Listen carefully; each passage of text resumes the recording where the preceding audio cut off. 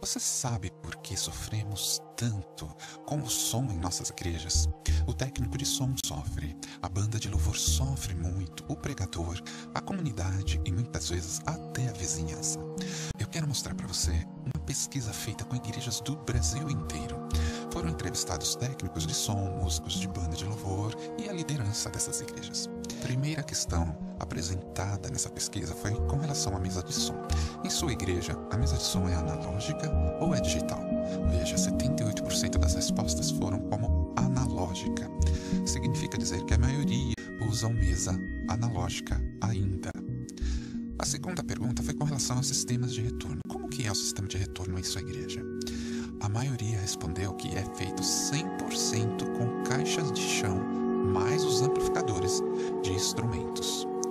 Uma parcela bem menor disse que é híbrido, né? Um sistema híbrido. É feito uma parte com fones e uma parte com caixas de chão. Mas a área vermelha representa a maioria das nossas igrejas, então a gente pode considerar que quase todo mundo usa ainda sistema com caixas de chão. E se somarmos a área vermelha com a área amarelada, a gente vê que chega no patamar da ordem dos 90% das igrejas usam ainda algum tipo de retorno com caixas de chão. A outra pergunta apresentada foi com relação à bateria. Como que é o esquema da bateria em sua igreja? 65% respondeu que a bateria é acústica pura, sem qualquer tipo de controle do nível de volume do instrumento. E os outros responderam que ou é bateria acústica com um aquário, um controle de volume, ou é bateria eletrônica. Mas a maioria das igrejas, no dia de hoje, usam bateria acústica pura, sem qualquer tipo de controle do volume.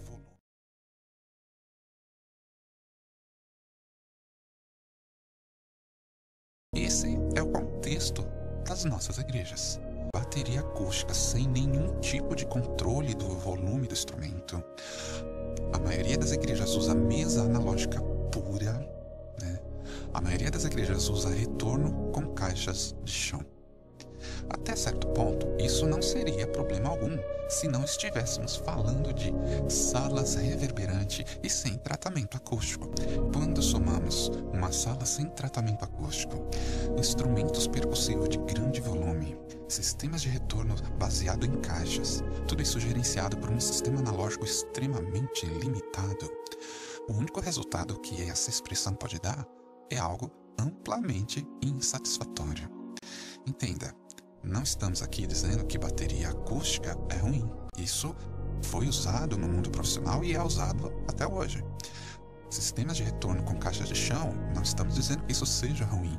Isso foi usado no mundo profissional no passado e ainda, em certas situações, é usado até hoje. Não estamos dizendo que mesa analógica é ruim. Isso foi usado no passado. Hoje em dia é usado cada vez menos, mas foi usado no passado. Agora aqui cabe uma ressalva.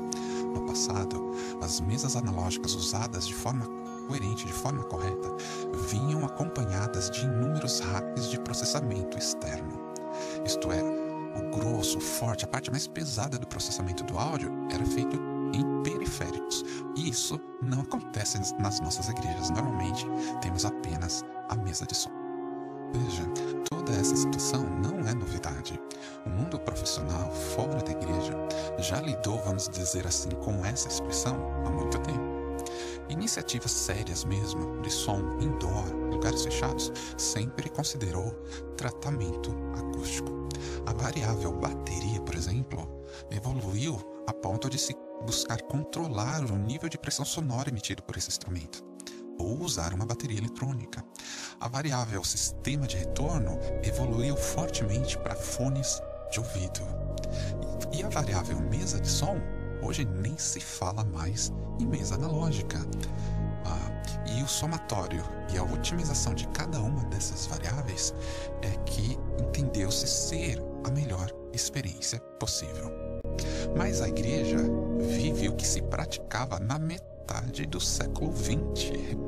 Um atraso de cerca de 50 anos de diferença. É muita coisa. Por que a igreja insiste tanto nesse legado comprovadamente pouco eficiente e problemático? Agora entra mais um dado da pesquisa. Essa pergunta foi feita especificamente aos técnicos de som das igrejas. Mas veja bem, olha lá em azul. 20% respondeu ser completamente iniciante no áudio. Eu sou um iniciante no áudio, né? Em vermelho, quase 30% das respostas disseram o seguinte: olha, eu sou um pouco mais do que iniciante. Faço isso já há algum tempo. Pense comigo, se somarmos o pessoal que diz que é totalmente iniciante com o pessoal que diz que é iniciante mais um pouquinho só, a gente chega a 47% dos técnicos de som da igreja dizem que são praticamente iniciantes, né? Agora vamos olhar a região amarelada.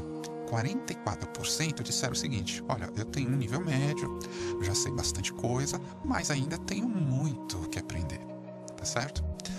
Quer dizer, essa pessoa se considera de um nível médio. Agora pense comigo, se somarmos a região azul, a região vermelha e a região amarelada, nós chegamos a cerca mais de 90% dos técnicos de som das igrejas que disseram que eles são de nível médio para baixo. Isso mostra por que as igrejas sofrem tanto. É falta de conhecimento, de qualificação técnica, porque às vezes a igreja até tem ou consegue algum recurso financeiro, mas vai lá e investe errado. E esse cenário se mostrou bem coerente com as respostas dos pastores e líderes das igrejas. Veja, foi perguntado a eles o seguinte: a equipe de som da sua igreja Veja, 33% diz que é completamente iniciante, em azul. Em vermelho, quase 40% respondeu que a equipe é de nível básico, sabem só o suficiente para o culto acontecer. E 24% diz que não, a minha equipe é de nível médio. Não dão muitos problemas, mas os resultados são medianos também. Se somarmos essa área azul, a área vermelha e essa área amarelada, a gente chega a mais de 95% dos pastores e líderes das igrejas acham que a equipe da igreja deles é de nível médio para baixo. Então está em acordo com as respostas dos técnicos de som das igrejas. Inclusive, veja o que os pastores citaram como sendo a maior urgência em suas igrejas. 42% diz que é a qualificação técnica do seu voluntariado. Alguns citaram como sendo urgência tratamento acústico, a acústica da sala, outros citaram como uma atualização dos equipamentos, mas a maioria citou como sendo a qualificação do pessoal que trabalha no som.